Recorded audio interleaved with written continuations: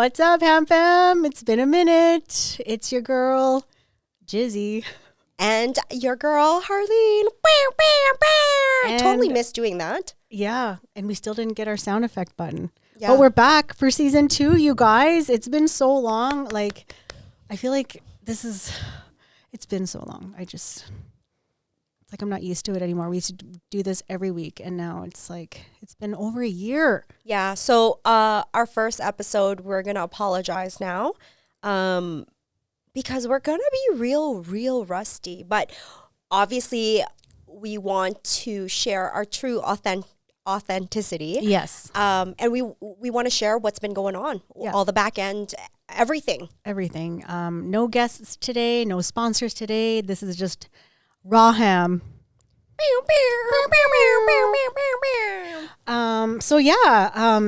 Thank you guys so much. If you're just tuning in and if you're a first time listener, thank you so much. And if you're not, and you've been following us on our journey, thank you so much for sticking by our side. This is now season 2.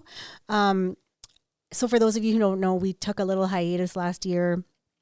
It's been, I think, over a year since we recorded like in studio. It's crazy. But a lot has happened since then. And we want to share it with you guys, and we want to get the ball rolling again. We want to keep doing this. And, season 2 is going to be really, really good. So we're going to kick it off with just your girls. Yeah. And even though we took a hiatus on the podcast, we didn't take a hiatus on all the other initiatives that we did. We still did all our pack-a-purse, our golf tournaments. Mm-hmm. We actually had extra other activities that we did that we've joined. We met some amazing people. But again, as moms, we all know that life can just happen. And I think we just let life happen to both of us, that we needed to take a step back and deal with those things. And today, I think we wanted to talk about being avoidant. Yes. And we just laughed about it, that since we're going to talk about the topic of being avoidant, the podcast was literally, we avoided doing it. Let's talk about avoidance first of all. So I think Har and I share this very, I guess you could say is a toxic trait of avoiding things that we know are going to be stressful, because it's just like, okay, if I can pretend that it's not there, then maybe it won't stress me out. So we've been doing a lot these past several months, and like, it's sad to say, but the podcast was one of them.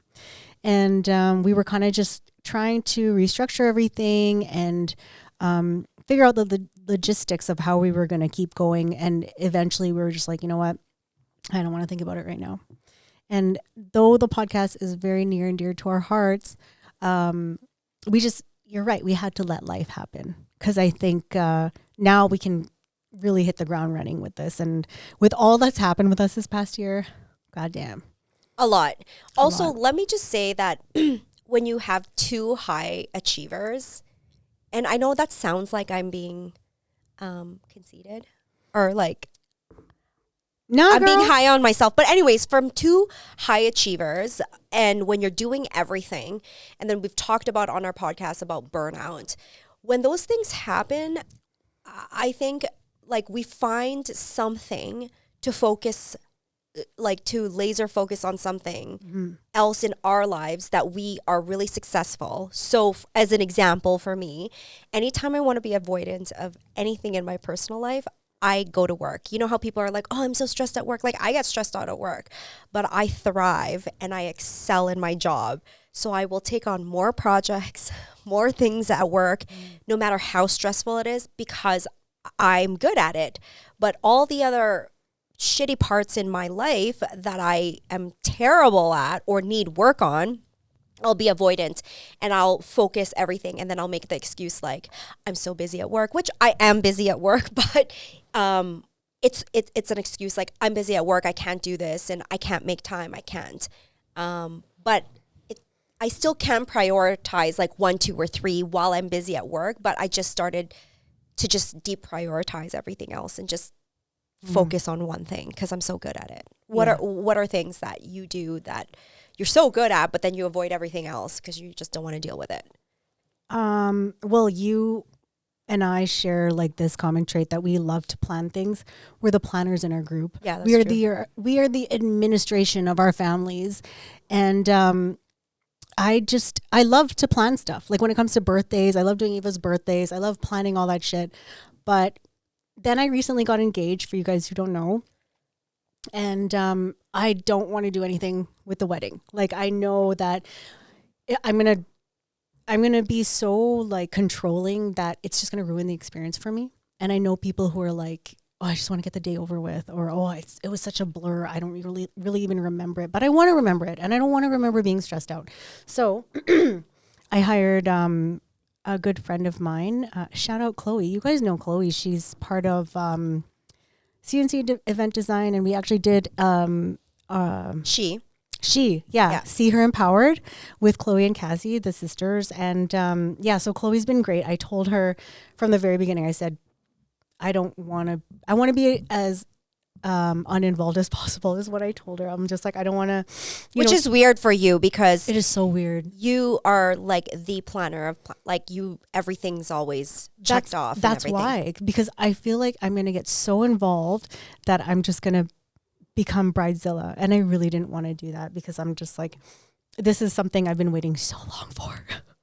And I'm just like, I don't want to ruin it. So anything that I can do to like kind of avoid that. So yeah, that's something that I've really been avoidant on. And now when she's asking me, hey, I need this, this, and this, I start to like mini panic inside. I'm just like, oh my God, okay, I'll do it. And then I don't know. I think we just psych ourselves out. Do you think? I think so. Also, it's funny how she thinks she's like so avoidant, and I'm gonna try not to talk about it because I might slip up and then the girls will kill me. But I literally told Giselle like, hey, everything's planned. Like she's like, what do you mean? I was like, your bachelorette, bridal, like all of it, it's done. And I've never planned with a group that just fucking knocked it out of the park. Like I was like, because usually there's always one person who does the planning or two people. So they're always doing it for like the entire group. But this time it was so easy. It was so simple. And I was like, hey, well, what else should I do? And they're like, that's it. It's done. It was like one or two tasks. And I was like, this can't be it. But it was. And again, they're what were you saying? They were like the eldest of.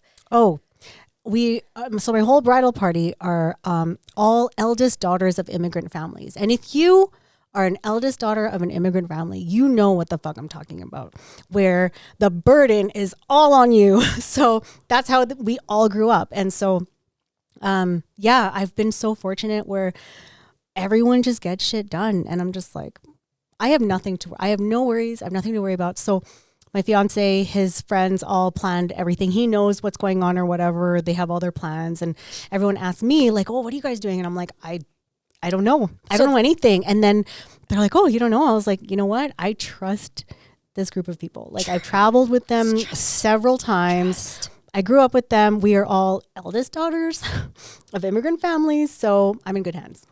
You are.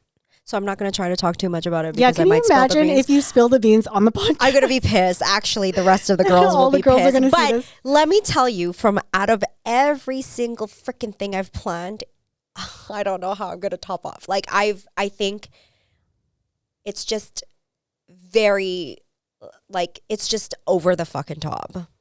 I'm sure you guys will see it. Anyways, we're about a month out. We're a month out of it. By the way, I know we were talking about the whole avoidant thing. So we just literally got out of the gym, which was a terrible idea to record a podcast because we went to the gym. We had to eat in between. And then, of course, can you imagine what we look like? That's why, my hair is up because I was like, this is a terrible idea. And I had to like do my makeup here. And I sat in my car like this because I was gonna throw up, and I was like, this is a terrible idea. I don't think we should record. That's what I said too. I'm like, should we record these days? We have already set what days we're gonna record, and it's not not Thursdays like last year because we, like I said, so much has happened. We had to do it on a day that we're already out. But now, like Har said, we come straight from the gym, and shout out Zach Training Systems. Reggie fucking killed us today, and yeah, we're lucky we're just still breathing. So, yeah. So now that we've talked about avoidance, I want to talk about the things like our mom hacks. Yeah. Like, because I'm sure we have different ones because I have a 6-year-old. You have a 17-year-old Who is about to graduate. who's about to graduate. It's crazy. Yeah. So we're on opposite ends of the spectrum in the whole like raising children aspect. And so I have my own mom hacks. You have your own mom hacks. So Yeah. what is something you can share with those who also have 17-year-olds that that you can tell everybody Well, about? you know how like you're always saying, I can't wait till they get older because because they forget things, blah, blah, blah, blah. Like that shit doesn't ever go away. You can forget things. Like forget homework or forget pencils or fucking forget whatever, right? So, or even lunches. So one of my my lifestyle with Jaden is he's busy. So he's always on the go. He's playing basketball. He's all sorts of sports, right? So right now he's currently driving, but when I was driving him, and even so now, is he has to go in between, and he's working and coaching too. So in between everything else, he would go and buy food. And do you know, that's pretty expensive, right? Mm-hmm. And sometimes he doesn't have time to buy food, and he's just starving to the point where when he gets home, he's like, I'm overly hungry and tired. I'm just going to go to bed. So he hasn't eaten. So a couple of things for all the moms that have kids that are doing sports, and it doesn't even matter how old they are, especially when they're playing in like high level sports that it's like back to back to back to back, or you know, you go from school to practice and then home and it's just so late, is to make sure to pack like little granola bars and also dinner. Pack a dinner for them when they get in the car, eat dinner, because by the time they get home, it's going to be too late because they have to go to bed. Sometimes Jaden wouldn't go to bed until midnight. Because he has to eat. He has to eat, he has to wind down, and he's just like, so if he's in the car, just winding down, having his dinner, and then he can just slowly go right into bed without having to feel like I'm so full and then I'm about to go to bed. So those are a couple of the like hacks that when we've been traveling everywhere or he's going through practices is still, you know, I mean, you bring snacks. Oh God. Bringing snacks in between, just because it does get pretty expensive. And when an athlete is training, you don't also want to give them shitty food too, right? Because it's going to make them feel terrible. So anything that you can pack on the go that doesn't spoil, usually sandwiches, or if there's a microwave, and usually sometimes there is one, or if I'm picking him up, I'm already preheating it. So those are a couple things that I do for Jaden for when he's playing sports. Yeah. Yeah, that's good. I'm going to keep that in mind too, because you know, we're trying to raise an Olympian, right? By the way, Giselle doesn't know this, but our trainer, Reggie, and I, like, we always talk about this, where he's going to train her and he gets a cut, but I'm going to be like the agent because I'm going to go get all the endorsements and the sponsorship. And I was like telling Giselle, I'm like, you don't know this yet, but we already have a stake in Ava's future, you know? Yeah. So that's my retirement plan right there. Mine too. But sorry, Ava, I'm just totally exploiting you. Okay, well, I don't really have any mom hacks. Shit is hard, man. I feel like there are no hacks. You just got to fucking do it. But the one thing that if there's anyone else out there who's working from home with a 6-year-old who is half days at school, I'm just like, I lose my mind. Like even just We talked about that. Yeah, well, even just, it's exhausting. Even when she talks my ear off, it's exhausting. And I just want some peace and quiet. And I love her to death. I love talking to her and hanging out. But there's days when I'm just like, I need you to stop talking to mom. Or sometimes I turn to her and be like, you have 2 parents. go talk to the other one. But yeah, so I think what I've learned to do just to keep her, because she doesn't have any siblings. Yeah, You know, that's we the both tough have, part. yeah, we both have only children. And it's hard, right? So when I'm in meetings or like one hack that Har told me about that I haven't tried yet, but I really should, was there sometimes where I'm in meetings and in calls and stuff, and she's like trying to talk to me, and she knows that when I put my hand on her, that I see her and I hear her and that I will be with her in just a second, but she's 6. So sometimes she just keeps going. So Har suggested that when I'm in a meeting, like I make a sign on my door or hang it on my chair or whatever, where if Ava sees a sign, it means don't fucking talk to mommy. And then when it's okay to talk to me, I'll flip the sign over or whatever. So I still have to do that. So that's one. And then the other one was like the night before or like couple days before, her and I will sit down and I'll say, what do you want to do this week? And she's like, okay, well, I want to color. I want to use my new paint set. I want to do this, this, and that. And then we'll list it out. And then I'll put it in a hat or a bucket or whatever. And then if she's bored, I'll be like, go pull an activity out of the bucket. And then it's kind of like for a 6-year-old, they're like, oh, yay. And then it's a surprise when really it's not a surprise. But like kids love that shit, right? So that's been working. And it's been keeping her busy for the most part. But honestly, it's just, I just hate when she says she's bored because all I have to say is just like, use your imagination. I didn't have half the things you have now when I was growing up. So you can find something to do. It's good for them to be bored. Do you think the reason why kids say that they're bored is because there's too much that we do? Yeah. Too much to do. Because I don't think there was ever a time, maybe I probably said it when I was a kid, but I don't think I frequently went up to my parents and was like, no, I'm bored. Yeah. Right. And we didn't have, like, I didn't have very many toys. Like, I just went out and played outside. And most kids don't even do that. I just thought about the shit we used to do as kids. Oh my God. So new listeners, we're first cousins. So we grew up together.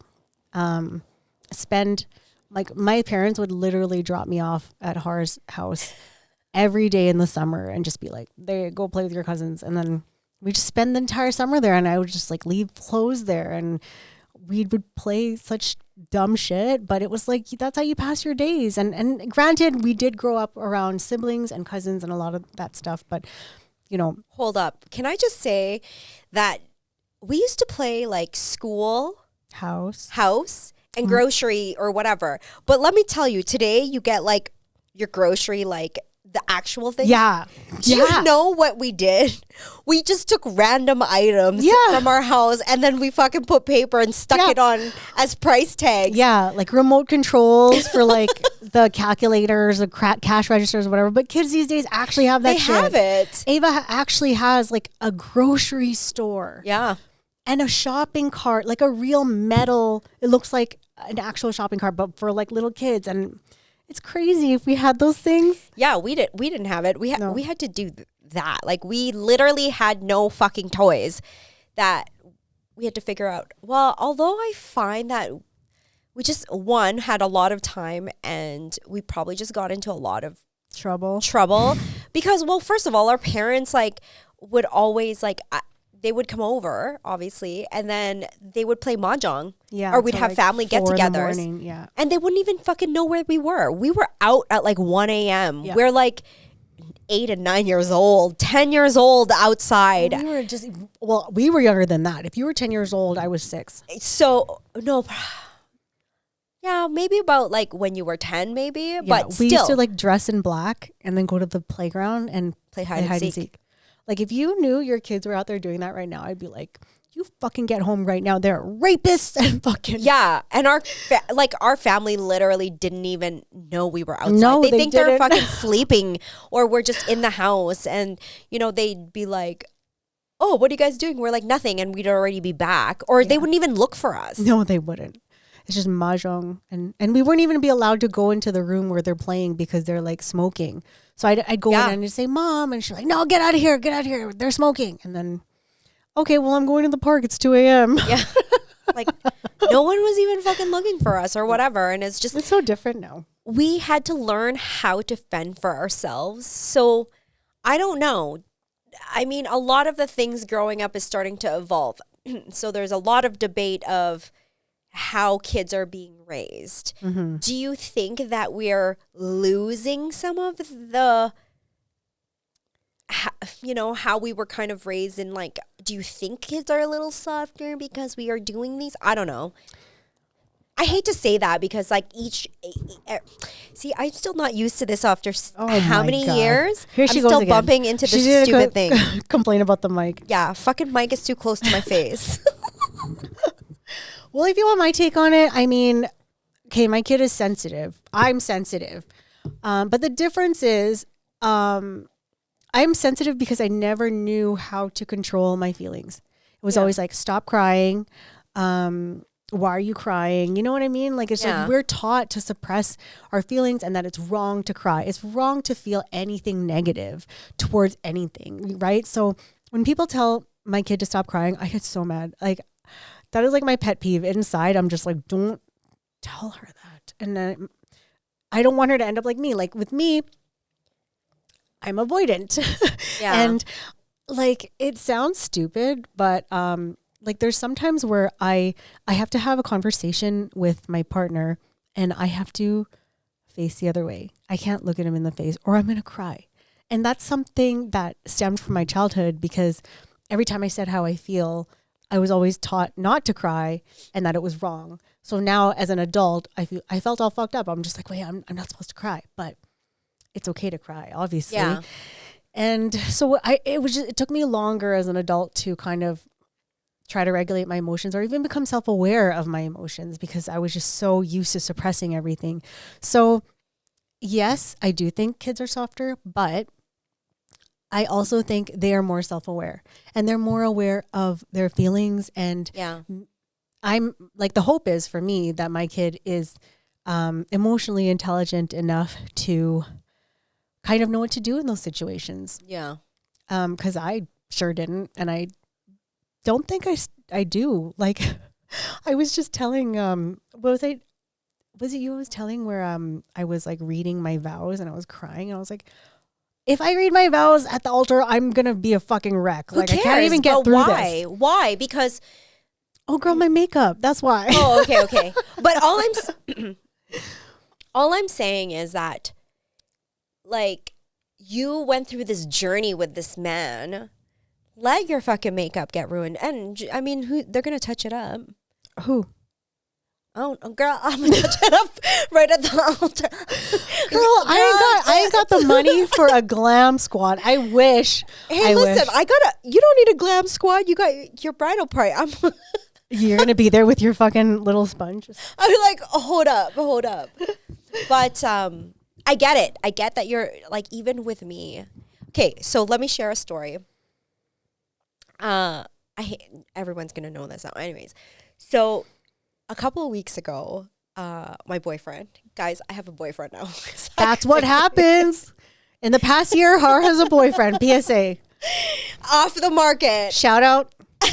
Her boyfriend. So anyways, I can't, like, I love and adore this man, but he came out and he looked incredibly good. Like, he looks so good. And I looked at him and he's like, what? I was like, nothing. I can't say it. I'm too shy. That's me. Harleen, okay? Harleen shy? I know. And then he's like, okay. He's like, just say it. I was like, I can't. Like, it's so dumb. So I couldn't even look at him dead in the eye to be like, Dan, you're looking really yummy today. Like, he really looked real good. And it was like, all right, we just got dressed, but like, I'm ready to undress. He looked really... It's funny how you can say it to like me and like everyone who's watching, but you can't say it to him. But he looked so good. But I couldn't compliment him to be like, you're so handsome today. Like, and he always he's so nice. Like, he's always like, you're so beautiful. Good morning, beautiful. Like, he is amazing. But I also want to reciprocate that, which I told him that it's something I'm working on. Although, especially like when we talk about public display of affection, I have a hard time with that. And he knows that. I think one time I tried to hold his hand in public. And then after 2 seconds, he let it go. And then I was like, I felt so uncomfortable. And then he was like, well, I don't know, because like in his mind, he's like, I didn't want you to be uncomfortable, but I was the one who initiated it. So now I'm like, I hope he doesn't think that that's something that I'm never going to work on. Anyways, I'm digressing, but I don't think that's a problem though. I think a lot of people feel that way about public displays of affection. Yeah, everybody has their opinions on it and how they want to act in public, but is that something that was rooted from childhood, and is it something that roots from trauma, or is it just a personal preference?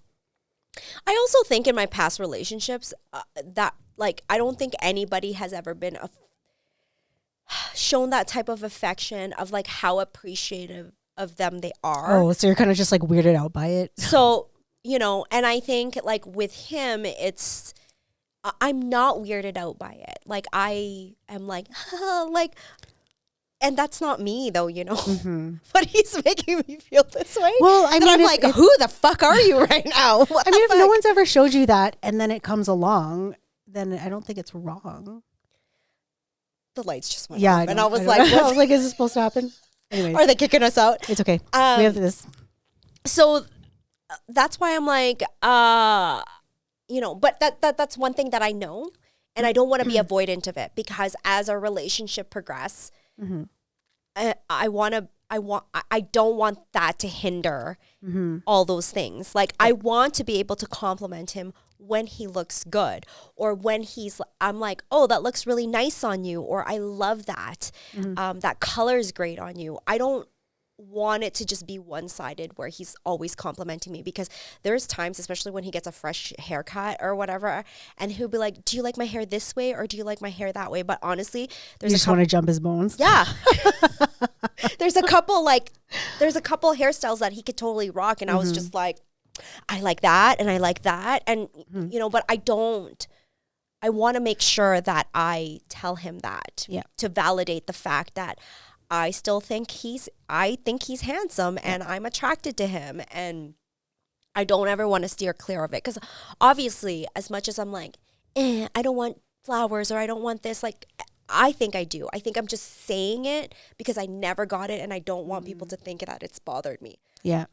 So, yeah, I think that's really important too, is that knowing what it is that makes you a certain way, and then when you're in a relationship, kind of just changing that so you can kind of just, you know, mesh well together, because you don't want to be like, oh, I'm not like this at all, so don't do that ever. You know what I mean? Like, how are you going to make that shit work? But yeah, I feel that way too, because like I said, I can't have serious conversations without crying. And it's totally okay. No, I mean, it's okay. It is totally okay. He understands that. He knows I'm a fucking emotional person. But I feel like because I've had all these years of suppressed emotions, it's all just coming out now as an adult. But I think the most important thing is just being aware of it and having that conversation where you're just like, okay, this is how I grew up. I'm working on it. As long as you can say you're working on it and you're aware of it, then I think that's more than what most people do. Because I hate, you know what I fucking hate? And if this is you, we can't be friends. When people are just like, oh, I'm just a Scorpio. That's a Scorpio in me. And I'm just like, shut the fuck up. Like, no, that's you choosing to be a dick. And it has nothing to do with the Mercury in retrograde. Yeah. Or fucking your horoscope, whatever. I hate when people make excuses like that. It's just like, I always joke about, like, with my Gemini friends, we're just like, yeah, Geminis are fucking crazy because they have two personalities. Like one minute they're going to love you, and the next minute they're just going to fucking rip your head apart. But I mean, I don't use it ever as an excuse. I'm just like, oh, sorry. It's just because I'm a Gemini. That's stupid. I've had someone say that to me before, where they totally did me dirty. Not all Geminis are like that. No, someone was like, they totally did me dirty, and they were just like, it's just a Scorpio in me. And I'm just like, okay. Are you sure it's not the asshole in you? Because I think that's just like. It's a scapegoat. My best friend I have a best friend who's a Scorpio. Like, I know so many Scorpios who are not like that. Yeah. Like, just say you're an asshole. Yeah. At least we know we're self-aware of the actions. I mean, there's so many things. Sometimes I read the horoscope and I was like, Sagittarius, that's not even fucking me. Like, you're so fucking way off base. And I mean, horoscopes are, I think people just need to stop making fucking excuses for your behavior. When it comes to your behavior, whether you're going to use being a Scorpio or, you know, even the way that you're raised. I get that you get the traits from being raised a certain way, but be cognizant of it. Like if you're being a dickhead or you're doing something that is not nice to someone, like, and not everybody could be. I mean, they're just like, you know, even now, like with my boyfriend, sometimes I'll like say something and he's like, not today. Like he'll say, not today.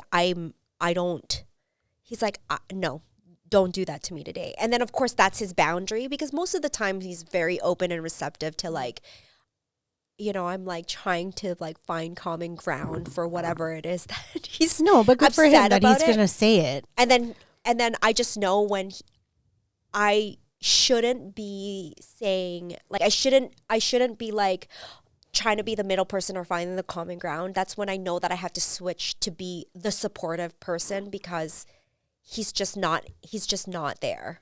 Yeah. Like he's in a different headspace where he just needs for me to listen and just be like, okay. Yeah. That's when you're like picking and choosing your battles. Exactly. Yeah. And I agree. And I think it was RJ, our cousin, Dope Dad, who told me, or maybe he didn't tell me, but he said it. And I was just like, you're right.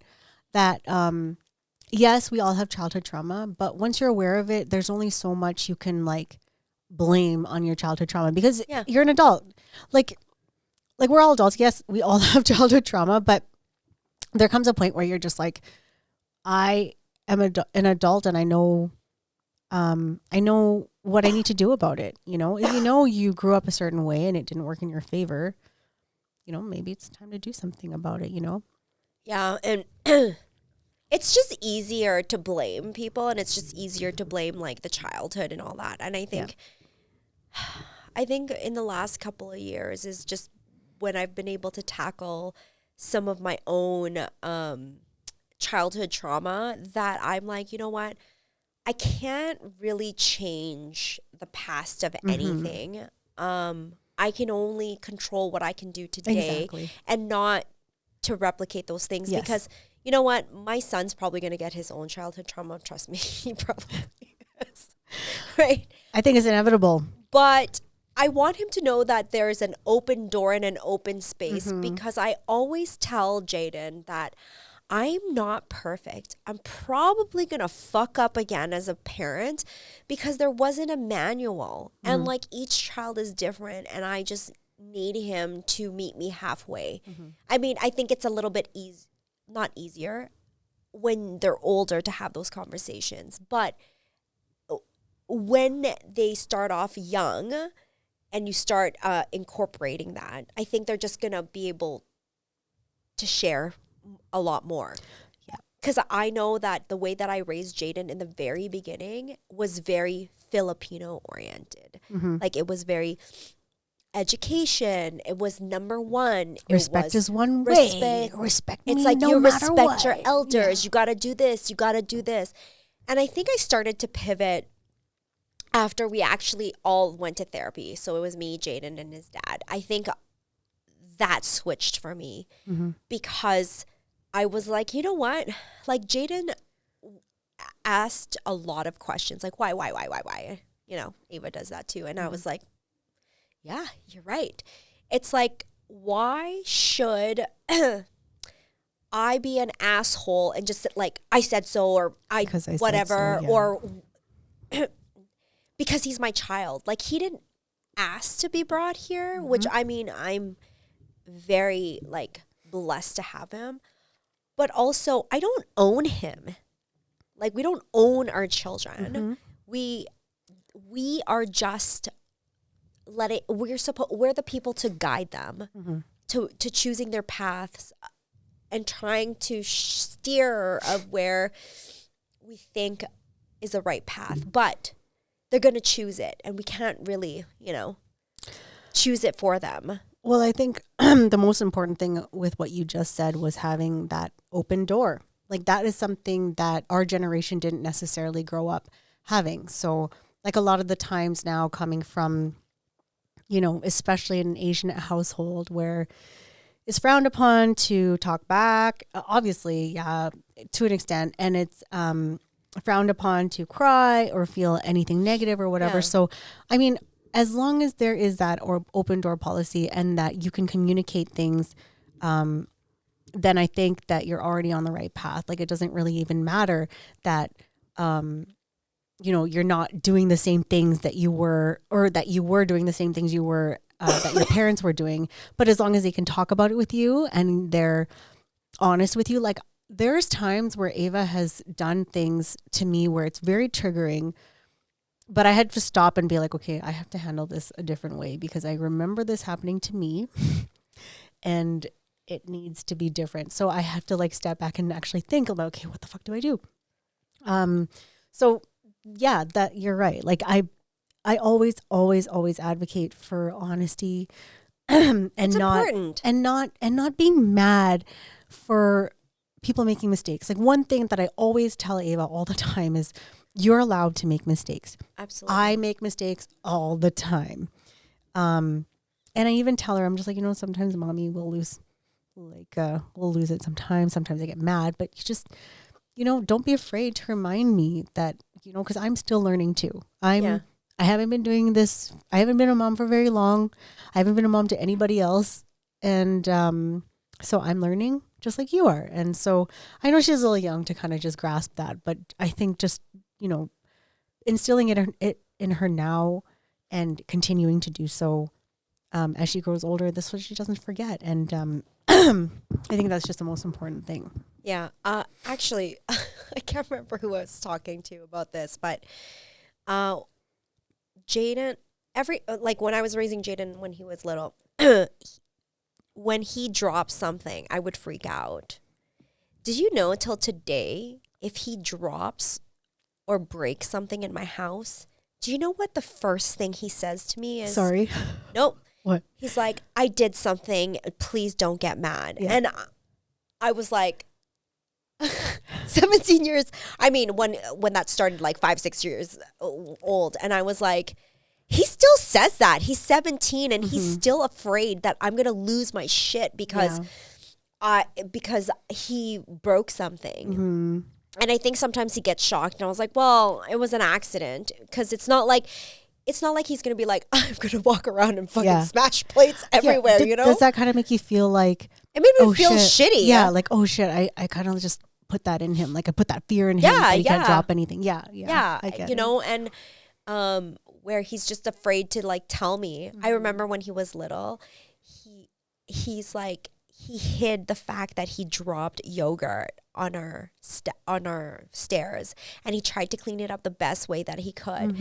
And finally, when he couldn't clean it because it was obvious, he's like, I made a mess. I'm really sorry I spilled. And I just said, like, I just reminded him why we don't walk up and down like our stairs with food.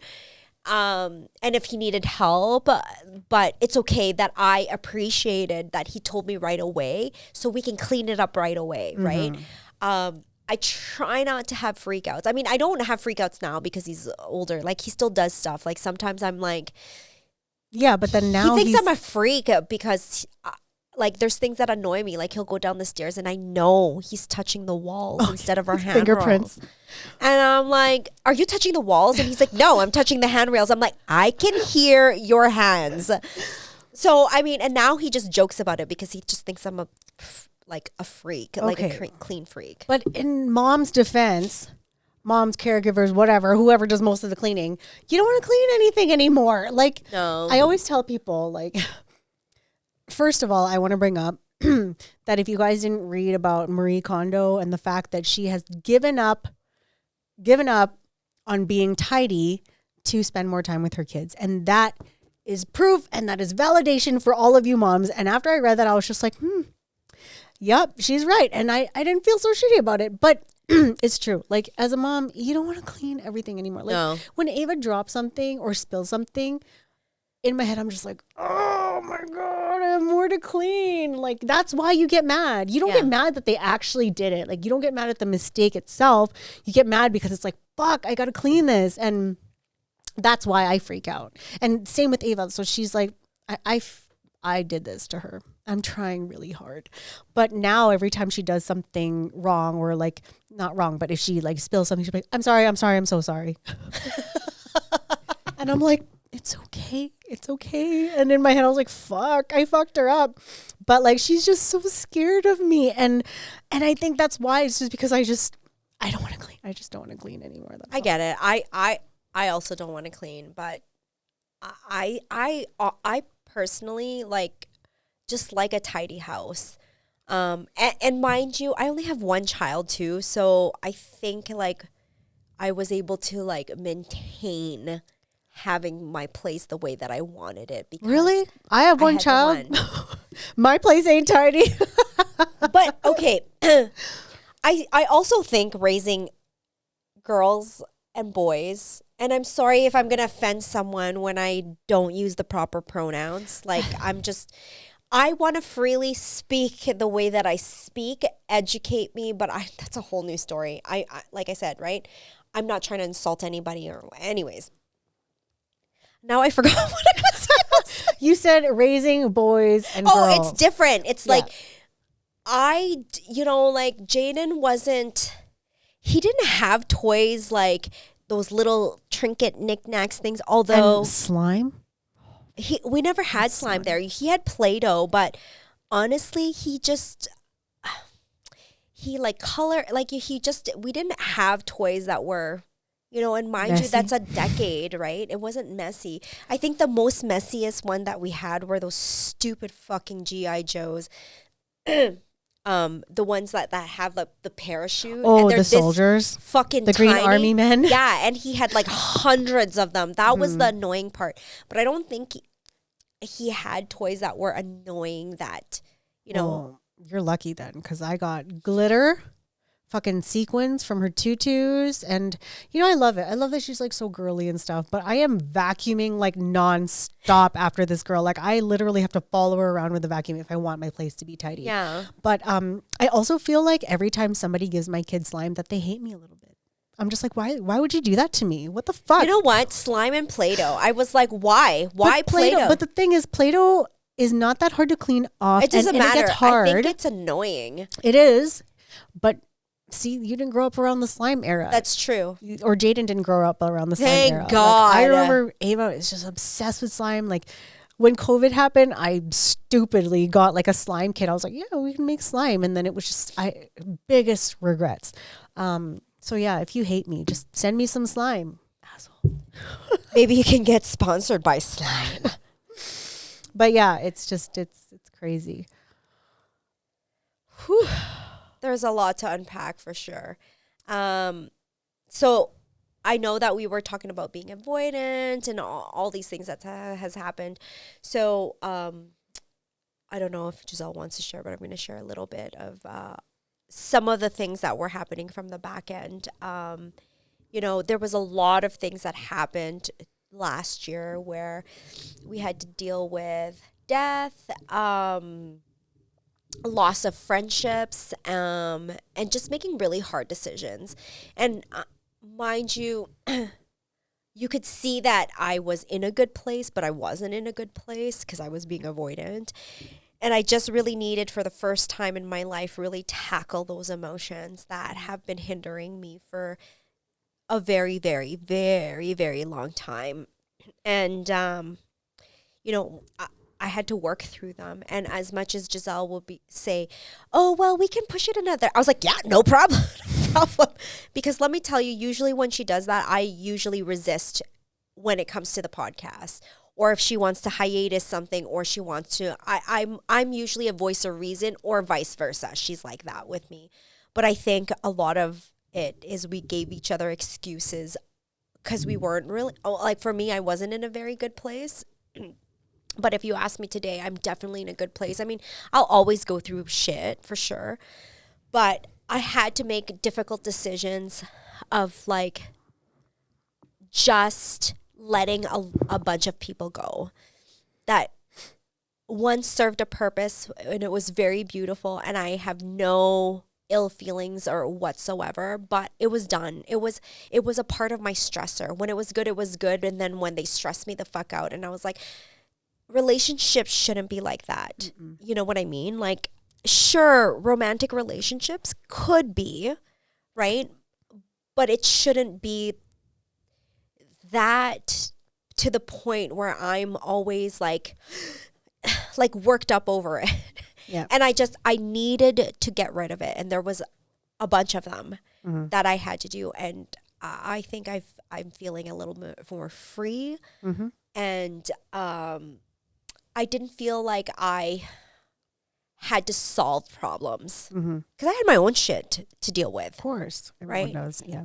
And I really worked on the current relationships that I had that were really true and dear, that I wanted to make sure that, you know how people come in, they say people come and go and they serve a purpose in your life.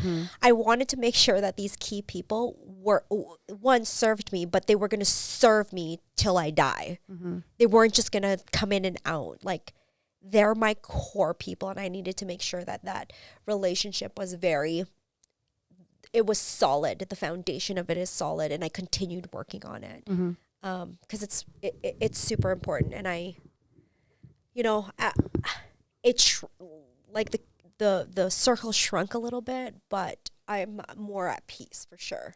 Oh yeah, I think that's like bound to happen once you get older, because you kind of just need to reserve your energy for the stuff that actually matters, because your energy is like something that you need to protect all the time. And I learned that the hard way the past couple of years. I mean, for me, this past year, it was just busy, man. It was so busy. Like, Ava started kindergarten. She took the bus for the first time. Like, it was so crazy. Like, the things that were happening the past year. Then the wedding planning. We were actually supposed to get married last year, but I decided it was way too soon. So I actually did get my wedding dress like over a year ago.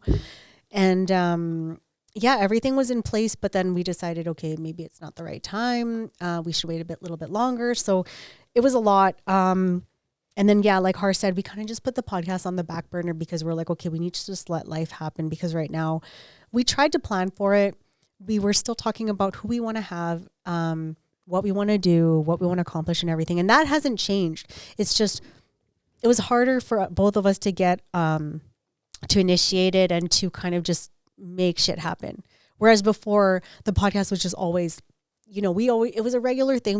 We knew already what was going to happen, but then in turn, everything else in our lives took the back burner, and we were just like trying to keep up with the podcast and trying to stay on top of the podcast while trying to also take care and prioritize all the other things in our lives. So I think that just needed to happen first. And then I want to also say that, we took a break, and I ran into an old family friend at Cowboys, of all places. It was during Stampede. I went to go to the bathroom, and I ran into her there, and she's like, yeah, I like listened to your podcast and stuff. And I was like, oh yeah. She's like, are you guys still doing that? I was like, we want to. It's kind of like iffy right now. And she's like, why? And I was like, I don't know. She's like, well, why would you stop? And I was like, there's just a lot of reasons. I didn't want to get into it right then and there. Also, I was a little bit drunk. And she said, I really commend you for what you're doing, because there is nobody else, especially in our community of like Filipinos and people in our generation or whatever, who is doing this, especially not in like the area or whatever. And she's like, if you're not going to do it, who will? Yeah. If you're not going to speak up on behalf of everybody and like talk about the shit that's real or whatever, who will?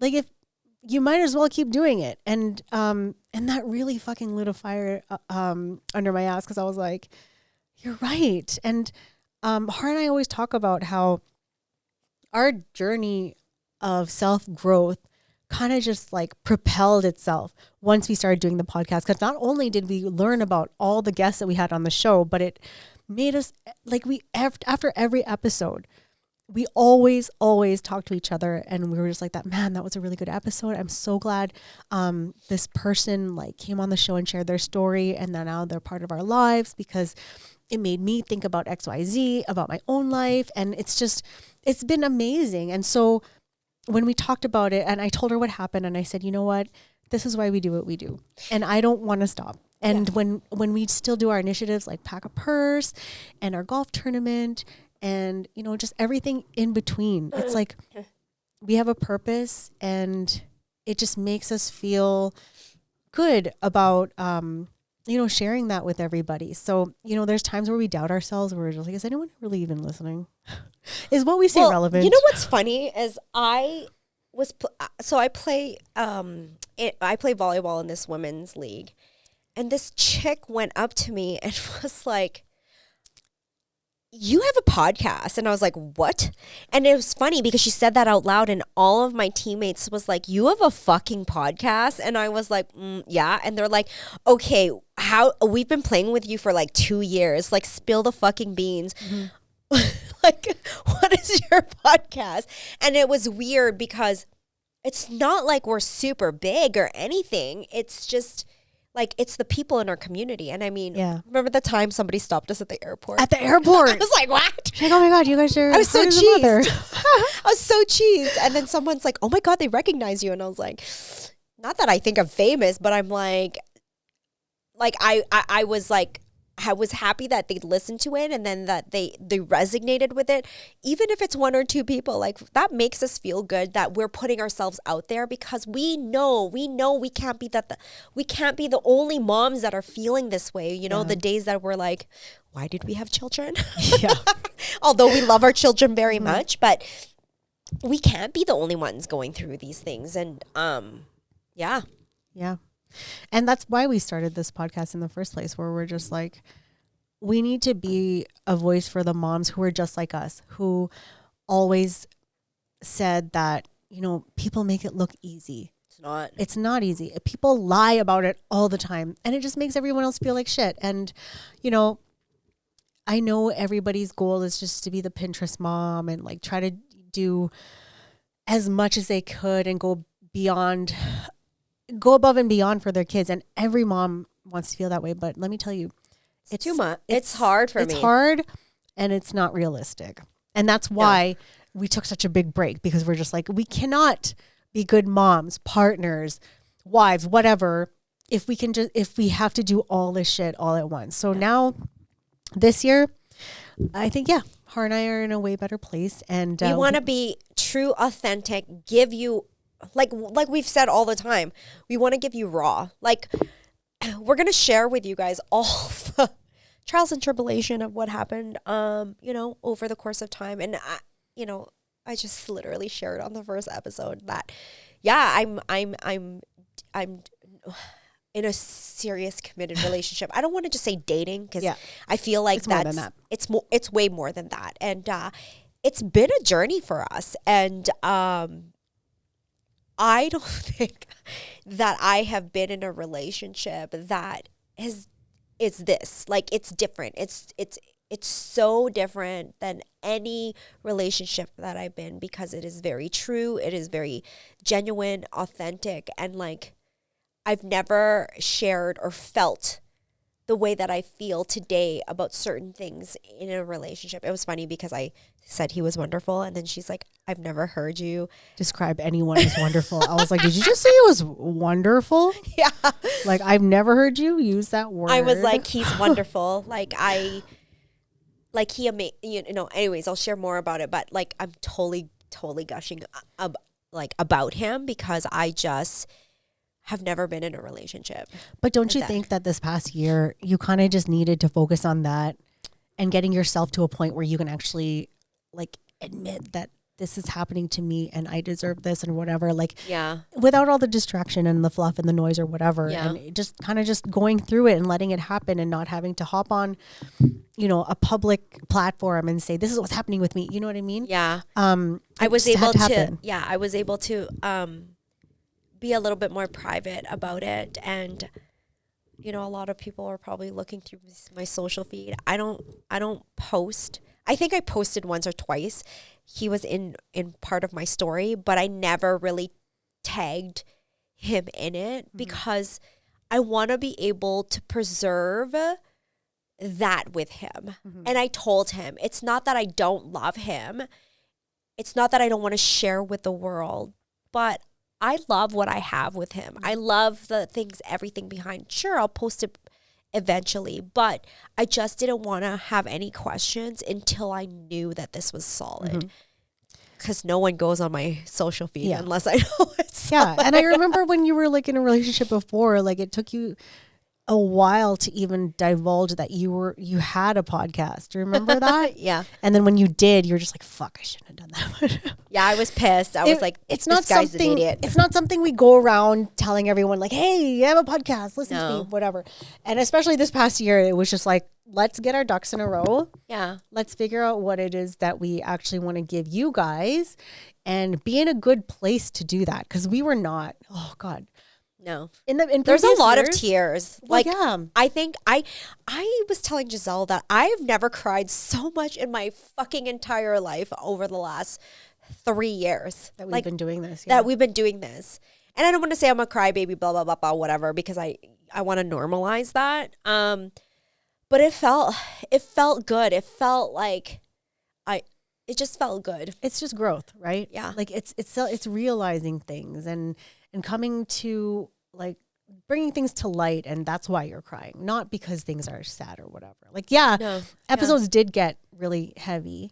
But I don't think last year we could have given you guys 110% like we have been in the past. And I don't think I feel like we would have probably brought the podcast down a little bit if we did that. We would just show up here and be like, all right, let's get this over with. And we never wanted to do that. Every time we're here. We have the greatest fucking person on our team right now. Yeah. Who's AJ. And Thank you, AJ. He's shout our out Oreo. AJ. We are the Oreo because we are He's the cream to our he's the Oreo. cream to our Oreo. And he's just been on our side from day one, and we wouldn't be here without him. So I just want to say thank you. Shout so out to much. AJ. Like, from the bottom of our hearts, seriously, like we would not be here without you. You were an amazing individual, and everybody needs an AJ in their life. Yeah. So, thank you to all of those who have messaged us, encouraged us, and told us like to keep going when there were days where it's like, meh, was it totally worth it? But to us, it was worth it. It was growth for us. And like, I just read back all these emails and messages from just fucking random people we don't even know. I'm like, you know what? And what I always tell my team too is small bites turn into bigger bites, right? So I have to keep telling myself that I have to learn to be patient, and it's all part of the growth, because it's not like I want to explode or anything, but we want to be able to build this community with moms that are true, authentic, that we're not bringing each other down, and we want to learn, and we need to normalize that perfection is not what we should be achieving. Mm-hmm. So get ready for season 2. Yes. We got such amazing guests lined up. We've been planning all this on the back end on how we want to execute everything, and I just want to make sure that it's a really good season for you guys, and that we're in a good space to do it. And yeah, I'm just really excited. Well, we are out of wine, but cheers to season 2. Season 2. We hope that we kind of divulged a little bit of everything. Yeah, we want you guys to stick around, and See you guys on the next episode. Yeah. And we are still going to be going through with all of our ham initiatives throughout the year. We don't want to stop that. Yes, for sure. June 24th. Yeah, golf seas's coming up. This is going to be bigger and better. 3rd year in a row. And to all those people who doubted us that we couldn't do it, we're going to be on our 3rd year, and we're going to continue growing. Yeah. Yeah. Where we can. Yeah. So thank you so much for tuning in. We love you. We appreciate you. And can't wait to get on this journey with all of you. Yes. Yes. Thank you so much to our loyal ham fam. Until next time, guys. Am I still saying? Yeah, you are. We can't even remember our slogan. Remember, love yourself, even on the hardest days. Bye, guys. Bye.